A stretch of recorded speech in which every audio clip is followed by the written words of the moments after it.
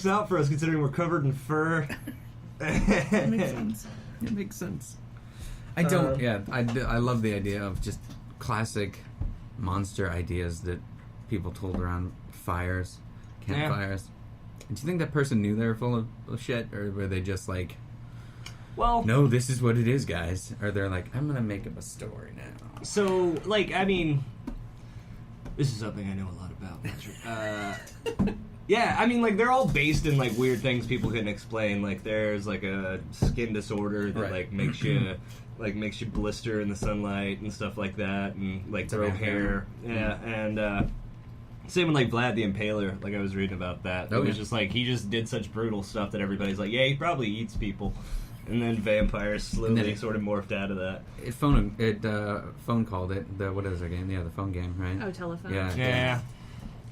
Yeah, this is the device. Man, I need caffeine in the morning. This is killing me. I'm sorry, everyone. Yeah, I popped a 5-hour energy before I got here. That's why I'm so on point right now. I usually have a refrigerator stocked full of Monster. They're all gone. They were all gone. You keep like a quantity of... I do. Of Monster energy drinks? It's cheaper that way. I think we're all about buying like in bulk. A Costco exactly. Monster pack. It's like $1.25. Yeah, you're right. Suicide is quicker and cheaper if you just kind of buy all your ingredients in bulk. I think we're all trying to have the slowest death possible. I think that's what we're all doing here. Yeah.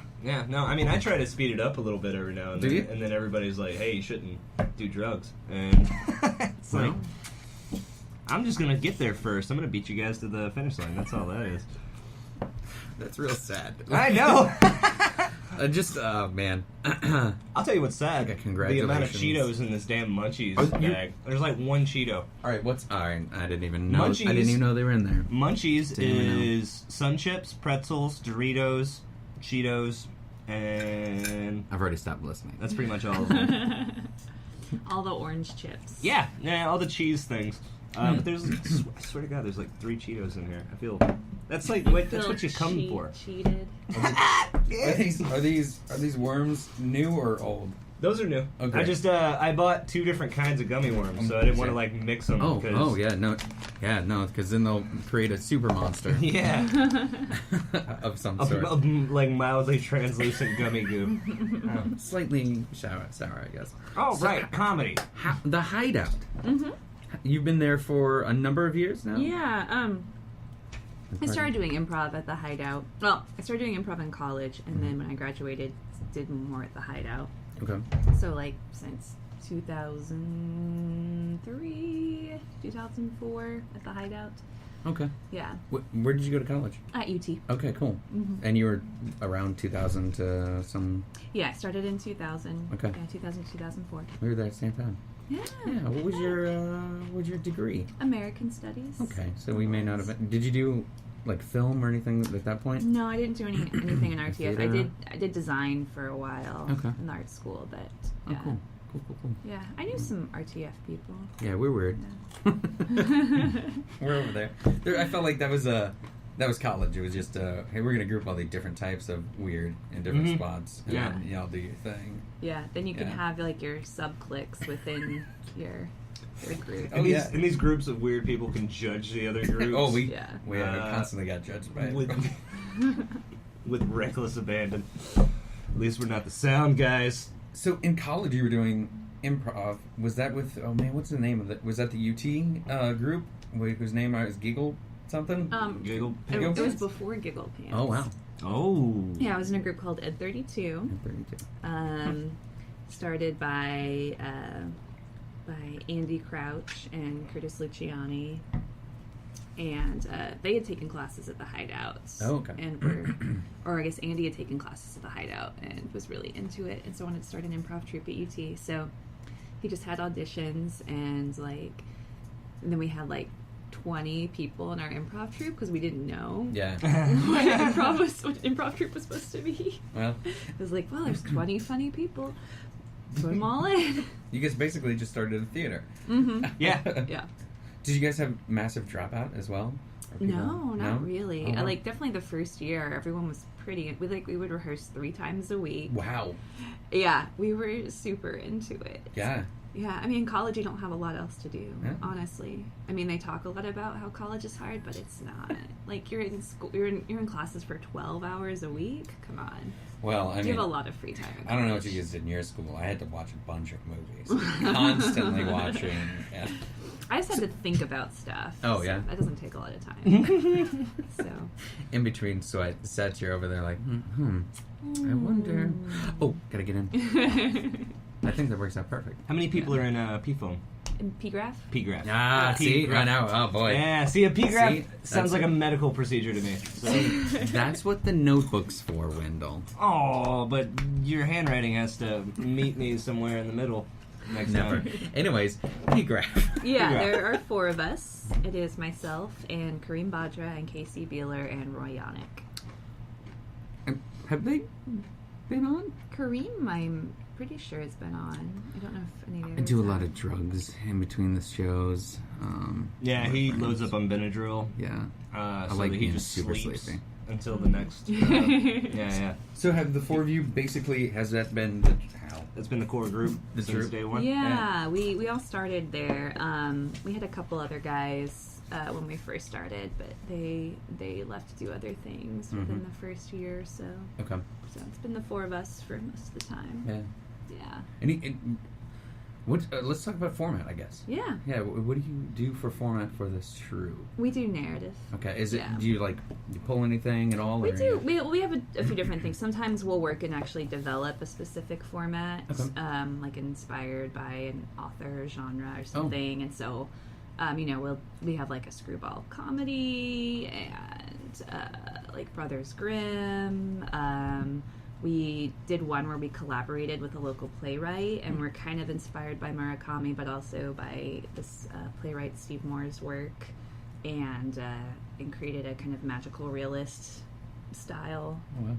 with him, where we like kind of divided the stage and involved you're like different rules applied on different sides of the stage. Oh, wow. Yeah. Yeah. So it sounds like you guys get to do a lot of fun, different things. Yeah. It's really like I guess we get bored easily, so we're always trying to challenge ourselves of what have we not done. We realized at one point that we were like, when something bad had to happen in a story, we would just kind of like slowly walk away from it, and we're very uncomfortable with it. So we're like, all right, let's do a format called villainy, where the villain is the main character and really bad shit happens. So Just get it out. Yeah. Deal with that. Yeah, thing that and you're- then it's there when you need it in any other show. Right. Yeah. Are you the type of player where you fall to either like, I don't know, the straight man or the absurd easily? I mean, Or are you in between? You can do everything and it's fine. I think at this point I've done a lot of everything.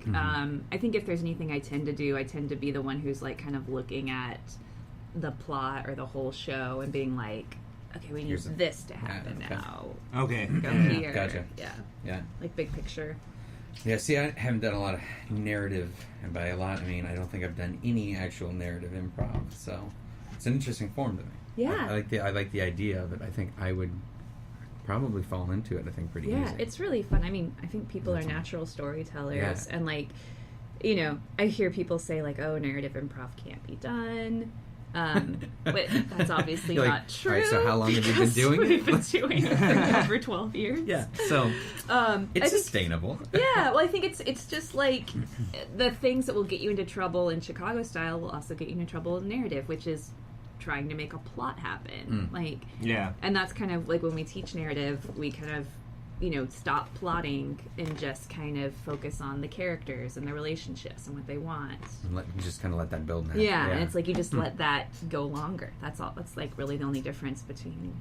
That's interesting. Yeah, because I had not, having no experience, I had not heard, and that's what I assumed it was kind of a plot driven. You kind of knew where you wanted to go with it.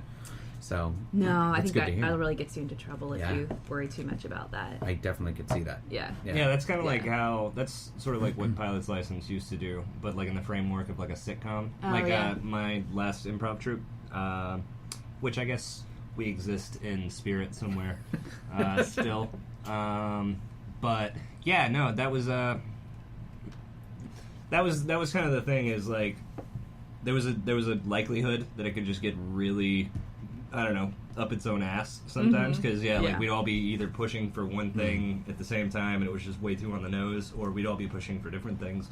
But man, when it works, it is so satisfying. It's so satisfying, yeah. And it's like the simpler you keep the story, the more fun you can have, and you can like make really deep characters and relationships and really interesting worlds, and then you get to like be there for the whole show and not just throw it away every 3 minutes. Yeah, that is one thing that I think I disagree with a lot of people that do improv comedies. I don't like throwing it away. I hate that it's there and it's done, and you can't do anything with it ever again. Yeah. There's so many other places to take that idea. He secretly tapes everything. Everything. I have 2 tape recorders implanted in my forearms for stereophonic sound. Yeah. I mean, speaking to my arm. Big Graph has talked about like recording shows and then taking good ones and writing them into scripts and like selling them. It's like, why not? You've already done the hard part. Right. All you have to do now is edit and like. That's the thing that gets me. It's like there's so many things that are brilliant that aren't just for that moment in time. They're a good idea all around. So put them on paper, put them in film. You know. Yeah. I am infinitely brilliant. I must keep my things. No, I'm totally with you though, because like a lot of improv places do that. Like if the scene really goes well, then that'll make it into like the showcase on Friday. I mean, that's and like stuff Second that. City's whole deal, right? Is they do improv to sketch, right? And like that's why they do improv. I might be getting this totally wrong, but from my understanding, that's a big part of the way they work is that they do improv to develop sketch ideas. Yeah, that's why I joined improv. Was I thought it would help with sketch. Yeah. The theater. And how wrong you were. T&M, not so much. People don't. But I also think I really like what we do in the neighborhood. Neighborhood. But I mean, as far as their improv scene goes, it's very much. It seems like there's a lot more sketch happening these days. Now there is. Yeah. Now there's a lot of sketch going on there. A whole bunch of sketch. I don't know. I mean, I guess it's easier, or it's less of a risk to book. I don't know. It's kind of like yeah. Well, yeah. Oh man, I'm doing a cold down class for the advanced stuff, and so we're coming to the ends, and it's just like, hey, watch a bunch of improv, and then give notes. And so I made the mistakes of I went to one live show, and then I was like, all right, I'm gonna have to just watch some videos. And there's improv can go real bad. It can go real bad. And I think to me, part of the viewpoint of like, hey, it's there and it's done is if you have a bad show, it's like, well, let's learn the lesson and move on. Yeah. But if you're like, if you're in the mindset that I had to create gold and then this has to end up in another media, you're putting a little pressure on yourself, I'm sure. Yeah. Which I'm fine with. Let's be stressed out all the time. Have to take prescription drugs. Yeah, Patrick's fine with it. Trying to kill myself, the least slow of the group. It's so fun hanging around with you while you're going through this whole thing. It's so fun. I look real good in black, so let's. I tend to have a dark style to my jokes. I don't know. I know. I had to do this whole sketch last time where my wife cooked our son. Yeah, she thought it was the turkey. There was a distraction. That's the distraction device. I'm on the scene. He forgot to mention the scene before it fails. It's supposed to be. I'm explaining my sketch now. No, yeah, do it. It's a really good. It worked really well. So the sketch comes up where I'm in a flyman suit, superhero-esque. They put me on the ceiling. And then 2 robbers come in and they're like, "Oh no, did you hear about Flyman?" And then they keep like pausing. Oh, of course, the audience think Flyman's gonna come down now. And then they go off and I pull a thing and it doesn't work. And then so our producer actually comes out and is like chatting with me and she's like, "I don't know what we're gonna do. The show's not over. We can't get you down. Good luck." And so the next scene comes on and Wendell was in that one. And it's just an absurd like 1950s like super happy couple. And so they're talking about how the wife cooked the baby. We could have talked about anything. We could have talked about anything. That's the great thing is like because they're distracted and looking at me, I can make you do this really messed up thing that then becomes funny to the audience, but they wouldn't accept. And my brother totally gets me, and he was there for the first show, and he was like, "Son of a bitch, I'm watching a thing about how they cooked their baby, and they have to like cover it up." Like, you force this on the audience, Yeah. and that's where the joke is. The me on the Yeah. yeah. I'm really into darker stuff. Yeah. Like, I've directed some shows. I did a Edward Gorey Mhm. inspired Ooh, improv show. awesome. So if you're familiar with Edward Gorey, it's very like dry, dark. And then I also did a murder ballads show.